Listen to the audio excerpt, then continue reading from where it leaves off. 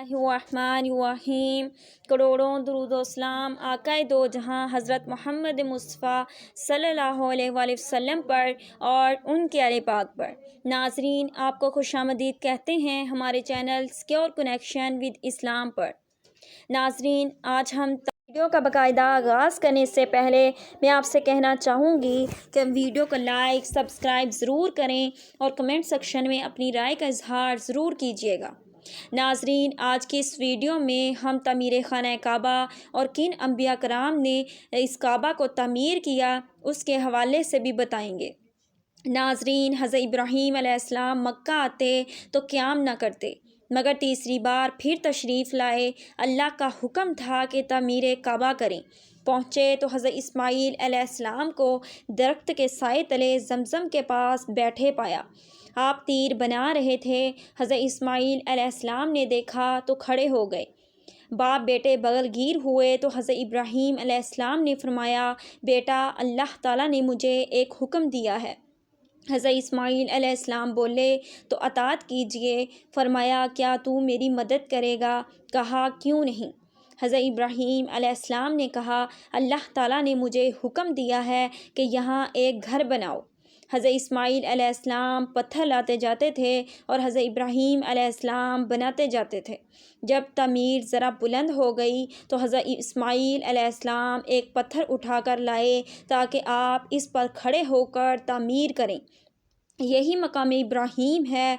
दोनों बाप बेटे दुआ करते जाते थे कि ए परवरदिगार, हमसे कबूल फरमा, तू सुनने वाला जानने वाला है। उन्होंने इस घर की तमीर न मिट्टी से की न चूने से, बल्कि बस पत्थर पर पत्थर रखते चले गए, न उसकी छत बनाई। बादज़ा मुख्तलिफ़ अय्याम ने बैतुल्लाह की तमीर होती रही, हत्ता कि कुरैश ने इसकी तामीर की। और कहते हैं कि इस वक्त हज़रत इस्माईल अलैहिस्सलाम की उम्र 20 साल थी। बाज़ मौरख़ीन ने कुछ ज़्यादा भी बताई है। हज़रत इब्राहीम अलैहिस्सलाम ने हजर को बैतुल्लाह के पहलू में हज़रत इस्माईल की बकरियों का बाड़ा बनाया था और इस पर पेलियों की छत थी। पहले बैतुल्लाह की जगह एक सुरख टेला था जिसे अक्सर सैलाब इधर उधर से काटता रहता था।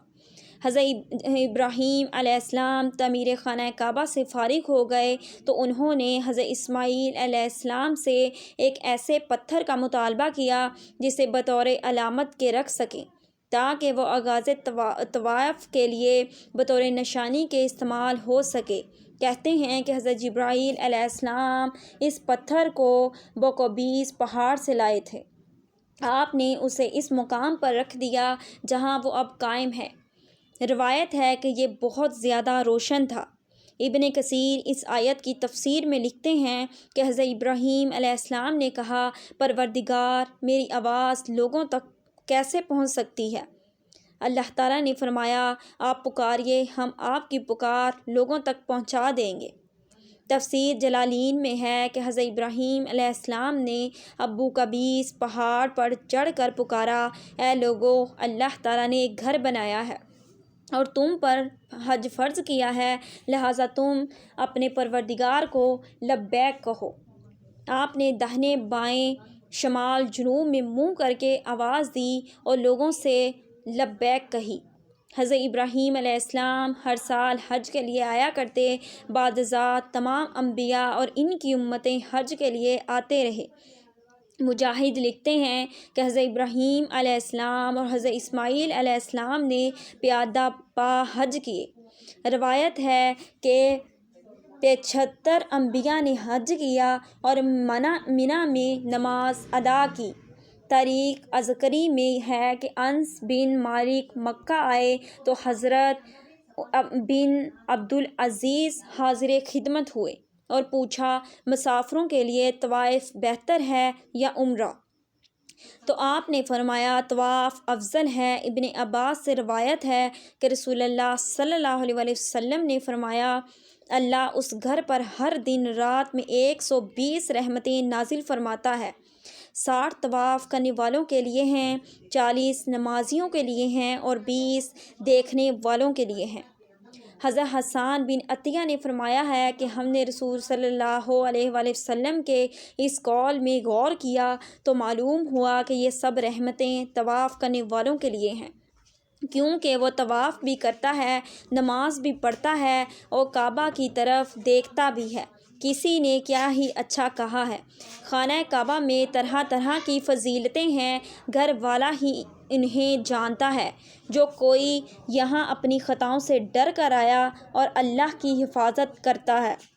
حضرت ابراہیم علیہ السلام کی تعمیر بغیر مٹی اور چونے کے تھی۔ آپ نے خانہ کعبہ کے اندر داہنی جانب ایک گہرا گڑھا کھودا تھا اور کنویں کی مانند تھا۔ یہ نظر و نیاز کے لیے خزانہ تھا۔ اس کی گہرائی 3 گز تھی، جیسا کہ ارزقی نے بیان کیا ہے۔ آپ نے خانہ کعبہ کو چھت دار نہیں بنایا تھا اور نہ اس میں کوئی لکڑی کا دروازہ تھا۔ دروازے کے بجائے آپ نے مشرقی دیوار میں ایک کشادگی چھوڑ دی تھی تاکہ خانہ کعبہ کے داخلے کی راہ معلوم ہو سکے۔ وجہ یہ تھی کہ وہ لوگ بڑے دیانتدار تھے، خیانت اور چوری سے آشنا تھے۔ نہ ان کے پاس سونا چاندی تھا، نہ وہ لوگ ہماری طرح مضبوط محلات میں رہتے تھے۔ روایت میں ہے کہ آپ نے خانہ کعبہ کی تعمیر 5 پہاڑوں کے پتھروں سے کی تھی: طور سینا، طور طینہ، لبنان، جودی اور ہیرا۔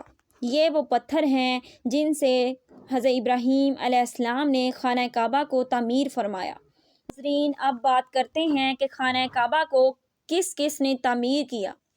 خانہ کعبہ 11 بار تعمیر ہوا۔ فرشتوں نے پہلے بنایا، پھر حضرت آدم علیہ السلام نے، پھر حضرت شیث علیہ السلام نے تعمیر کیا، حضرت ابراہیم علیہ السلام نے تعمیر کی، ہمالکہ نے بنایا، جرہم نے تعمیر کیا، کسا نے تعمیر کی، قریش نے بنایا، حضرت عبداللہ بن زبیر رضی اللہ تعالیٰ عنہ نے تعمیر کیا، حجاج نے تعمیر کی، سلطان مراد رابعہ ابن سلطان احمد نے تعمیر کیا۔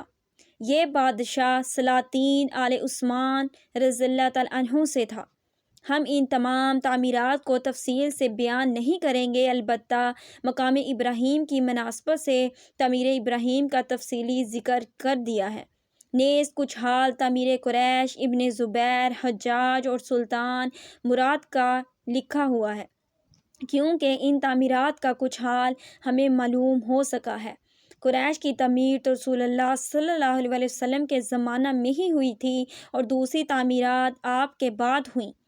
ہم ان چاروں تعمیرات کا ذکر کر چکے ہیں۔ یہ تمام بیانات ہم نے معتبر تاریخوں سے لیے ہیں۔ ناظرین، یہ تھا خانہ کعبہ کا مختصر واقعہ کہ خانہ کعبہ کو کس نے اور کب تعمیر کیا اور کس کس نے خانہ کعبہ کو تعمیر کیا۔